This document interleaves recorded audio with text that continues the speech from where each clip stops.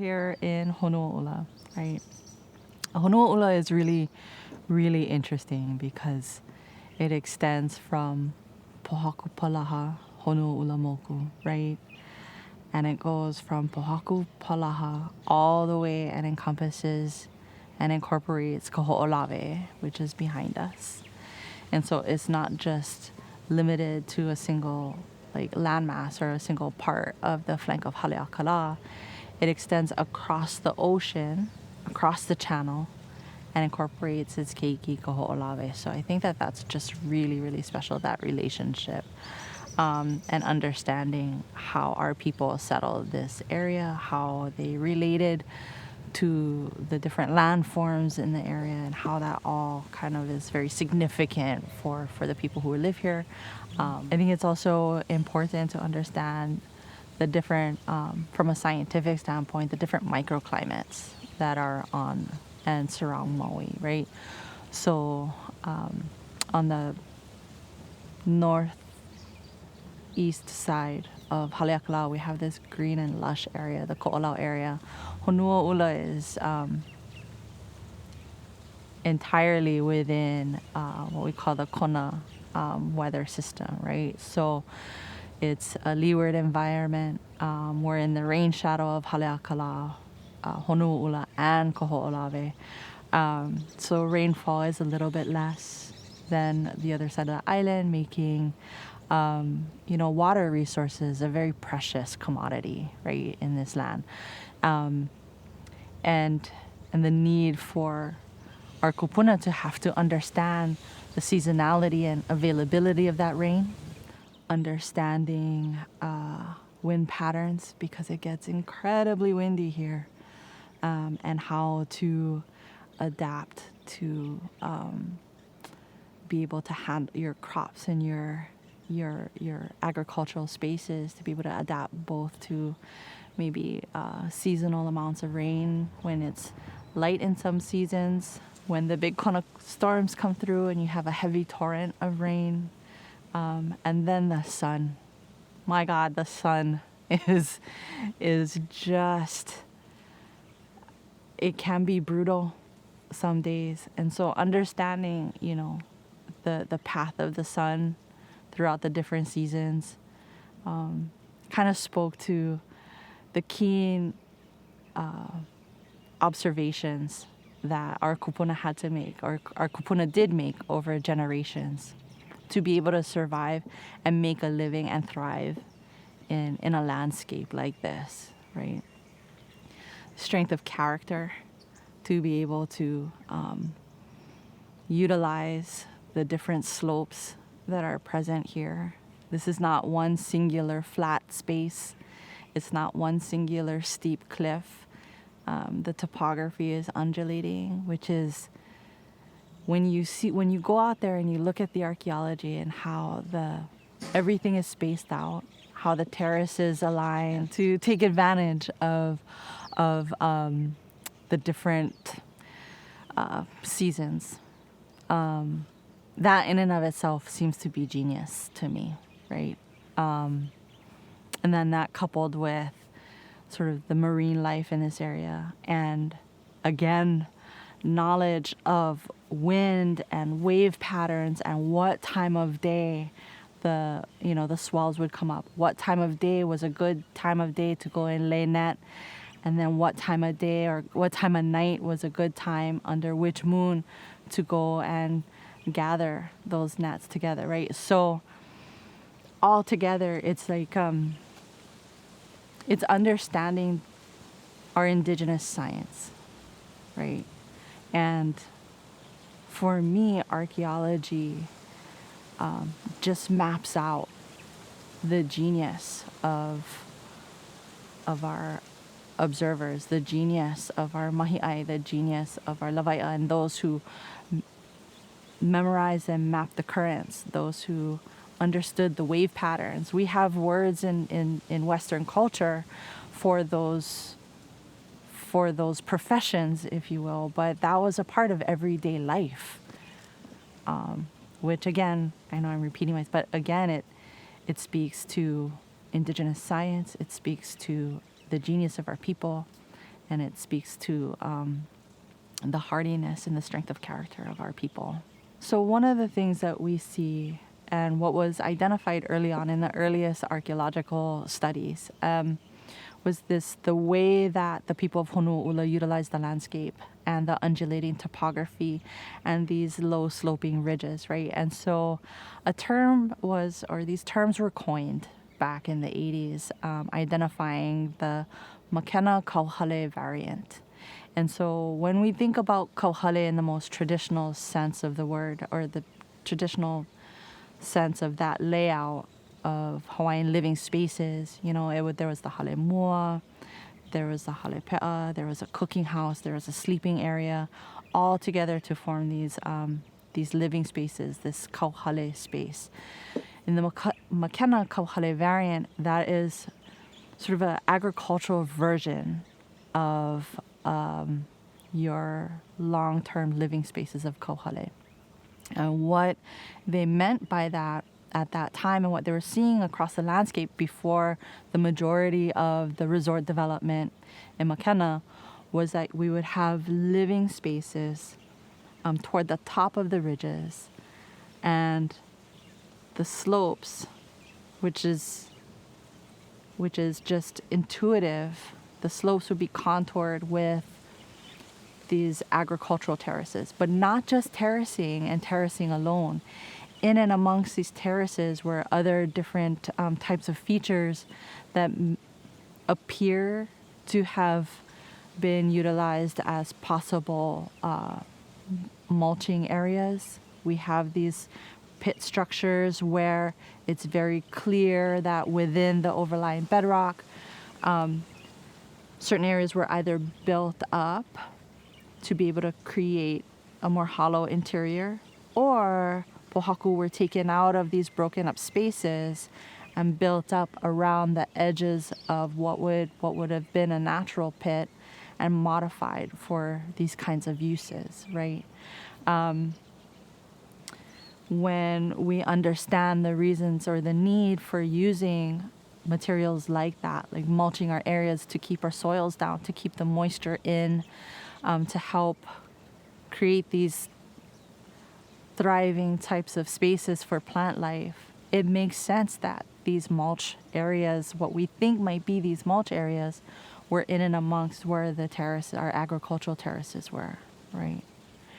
And then when we go further up, we see sort of these activity areas, we call them activity areas, or temporary habitation areas, that were our working spaces. And in and around those spaces, there's modifications that make smaller areas flat,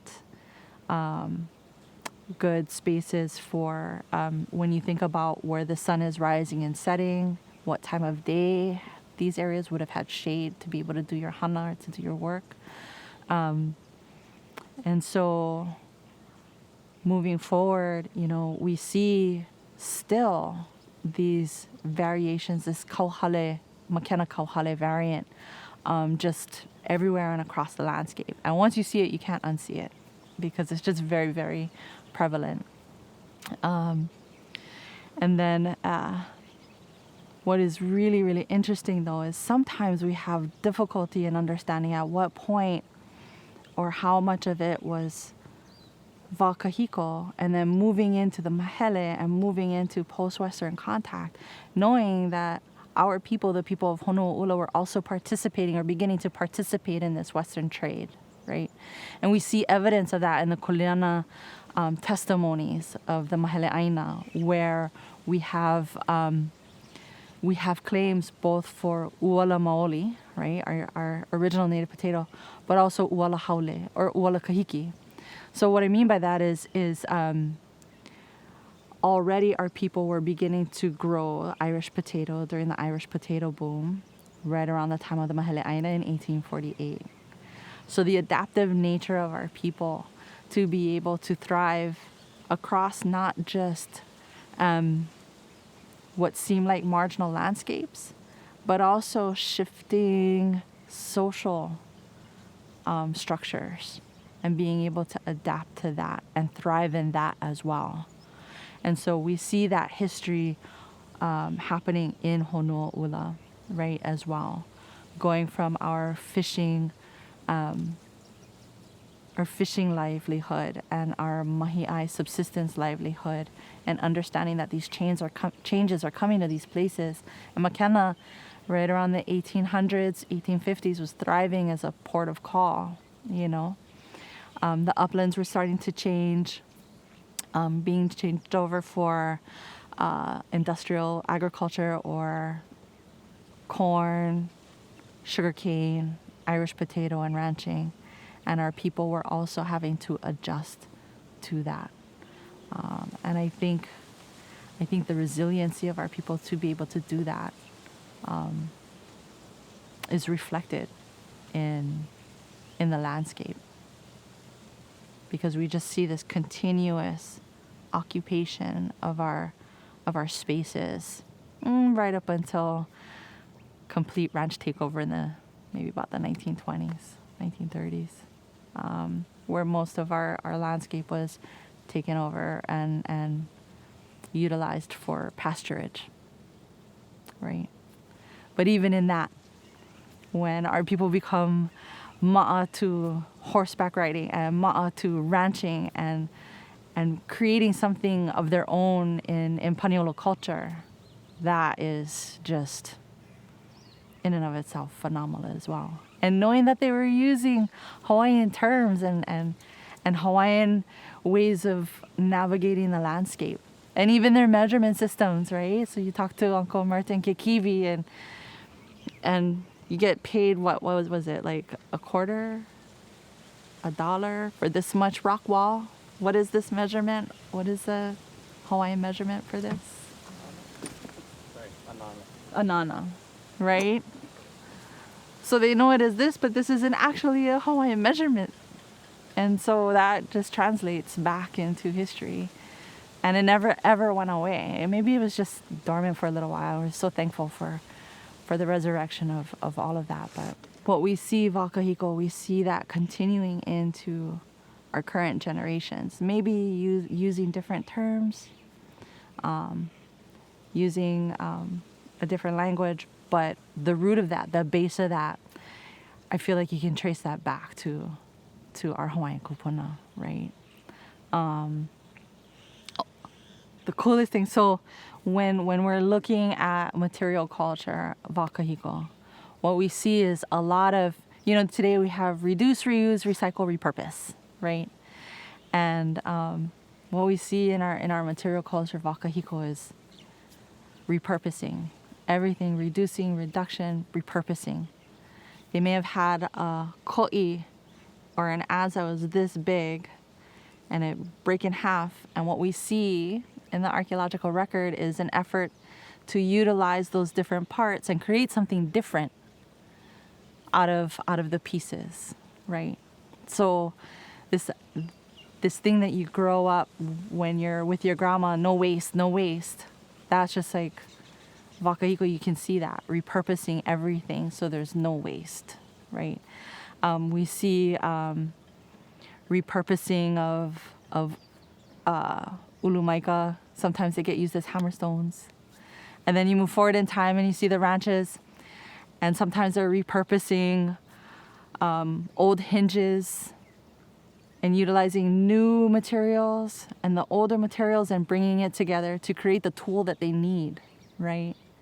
So I just so when we bring it all together and we think about that and how we go generationally in time, it's always rooted in something we learn from childhood, which is rooted in something that our mom or our dad learned from childhood, which is rooted in something that they learned from their grandparents or their parents. Just bringing it forward. So I think a lot of that, even with all the changes in Honuaʻula, we see a lot of, we still have that basis, that root. And I'm grateful always for all of those who come together to help and save these spaces so that we can see, we know it intuitively, but we can also see it across our landscape, right? How our people, the resiliency of our people and how they adapted, but stayed rooted at the same time. So how did our people connect spiritually to one, create abundance or encourage abundance across the landscape, in the ocean. So we have different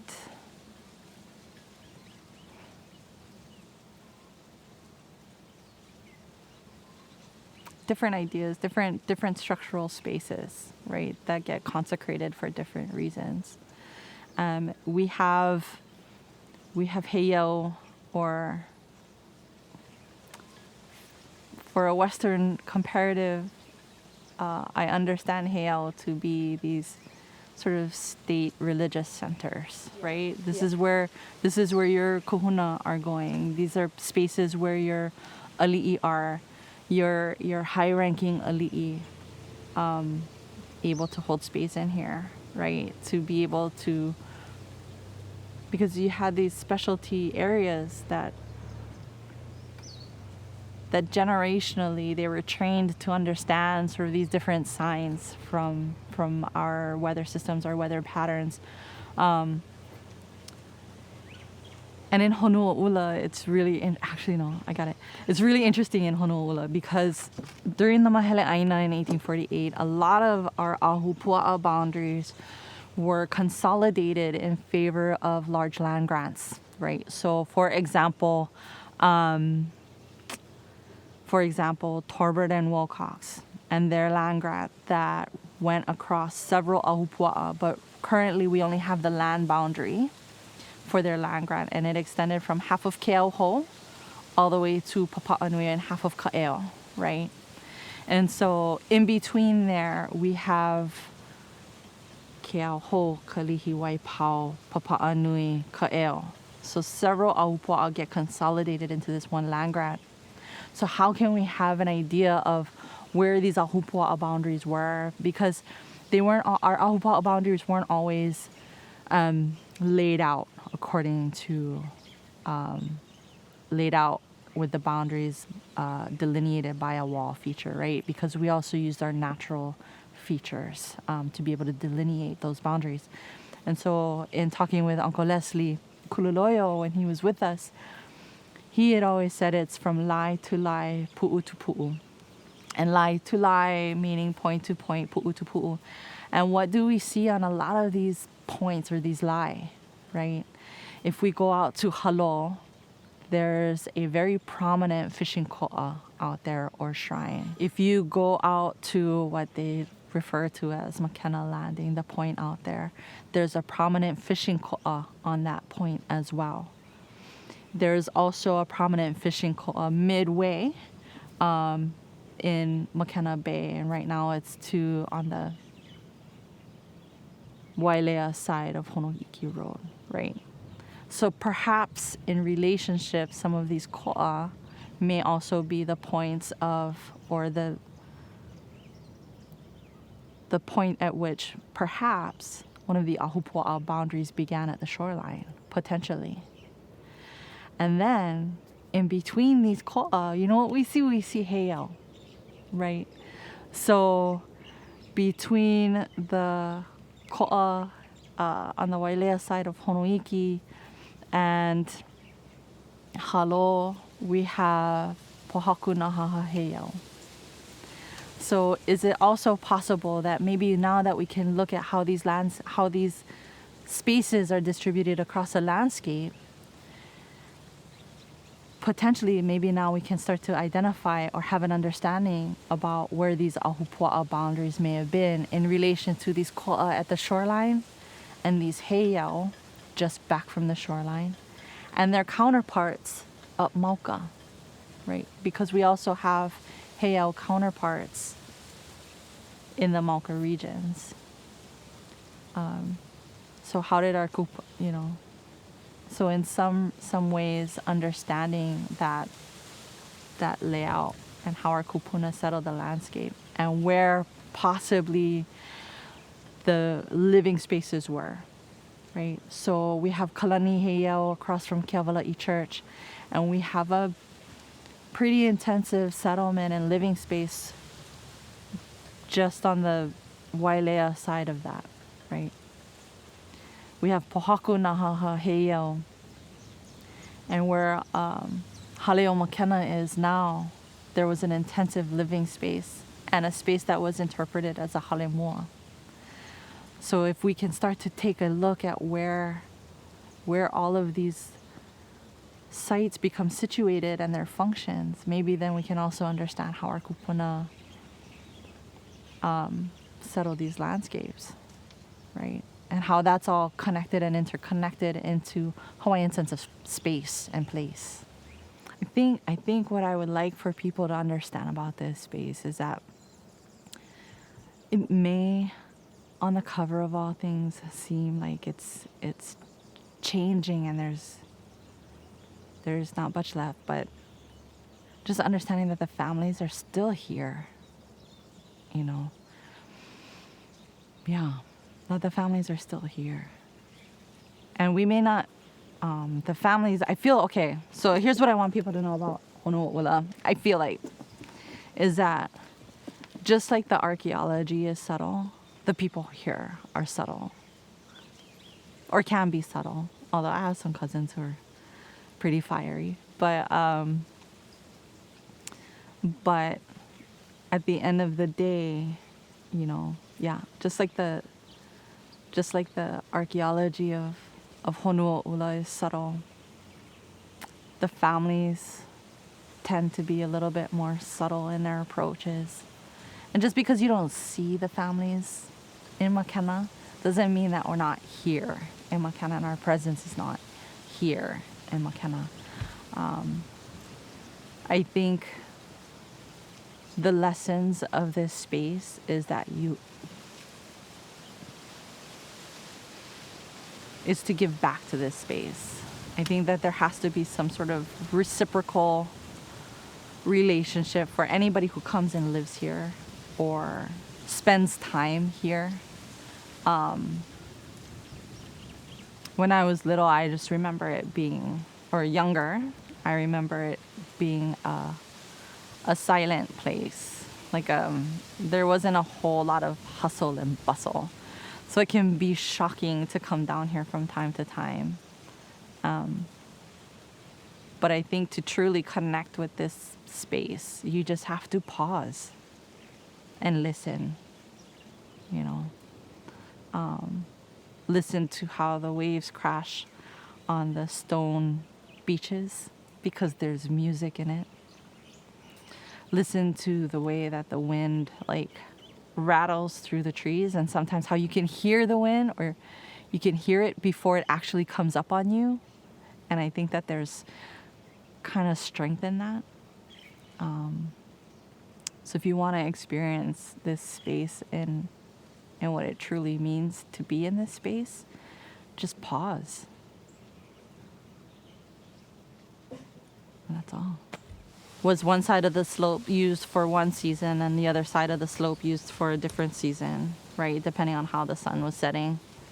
Kua la'ola'o, like that olelo no eao, speaking to the callous-backed people of Honuaʻula, right? Speaks to the hard work and the amount of energy that it would take to be able to thrive in a space like this. Callous back, because their backs were exposed to the sun, the heat of Honuaʻula, and you feel it every day. Every day that you're out on survey, it's so hot. And so even when you're an archaeologist and you're trying to find relief, actually that's a good question. When you're an archaeologist and you're trying to find relief from the sun at lunchtime, you know, sometimes you'll go sit in a spot where maybe at about noon, the sun is positioned in a way that you have some relief from like bedrock or something like that. And then you sit down and you look around and you're like, well, I'm sitting in the middle of something, you know? So things that we do today as archaeologists and where we go to find relief from heat is the exact same spaces that you go and you look around and you're like, well, look at all this stuff around me, right? Even though you're working one ridge over, and to find your relief from the heat, you had to go down the gully and back up to find that cool spot. And you're like, well, okay, well, let's flag this. So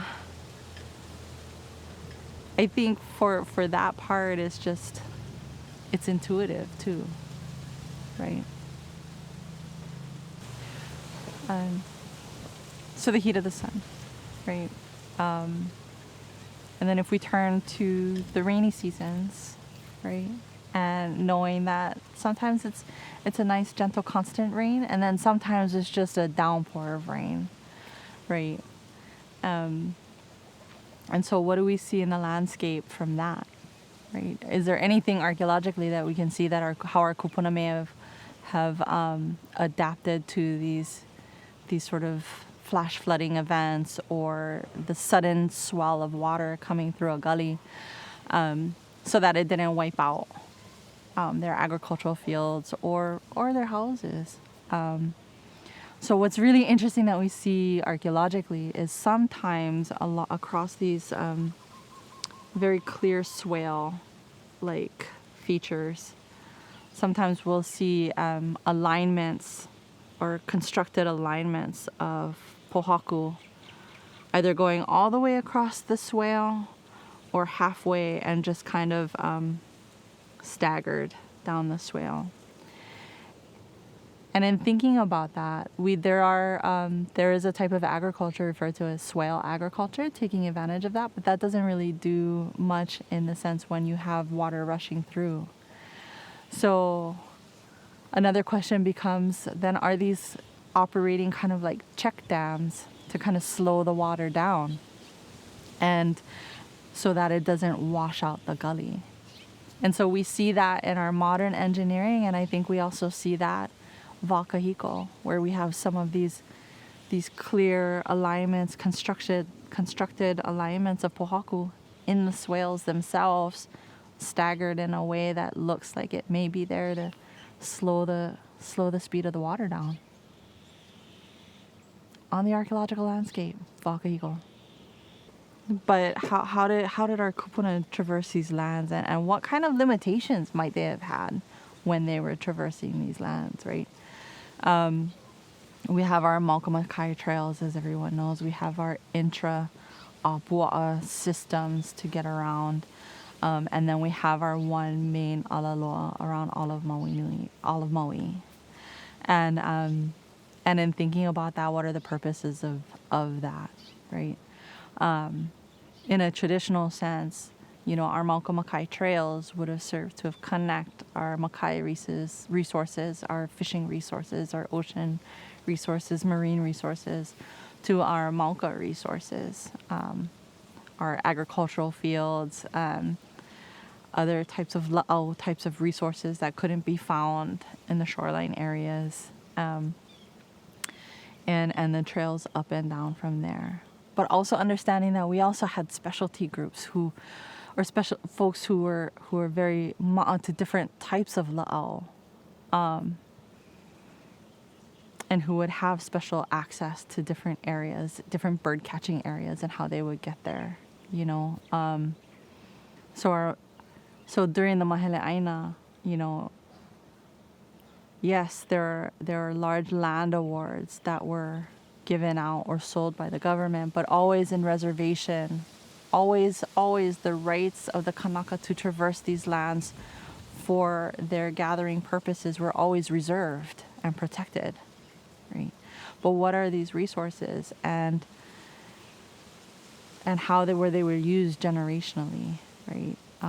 So we needed these footpaths, Maka to Makai, and we needed these circuitous alaloa to be able to connect all together, right? And how did that evolve over time? Like our agricultural practices evolved over time. How did the use of these paths evolve over time? So here in Honuaʻula, we see that the alaloa, or the alaloa as we know it, and how it traversed through Honuaʻula. In some places, we still have the rock-lined path.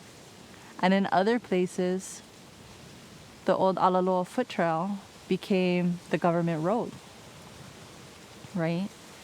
and an evolution of that. So we see that the Alaloa and the government road and today's shoreline roads, or we refer to as today's shoreline roads, are often or can be one and the same. You know, so then the question becomes, why is it so important to preserve that pathway or that corridor? It's important to preserve the corridor because it's like I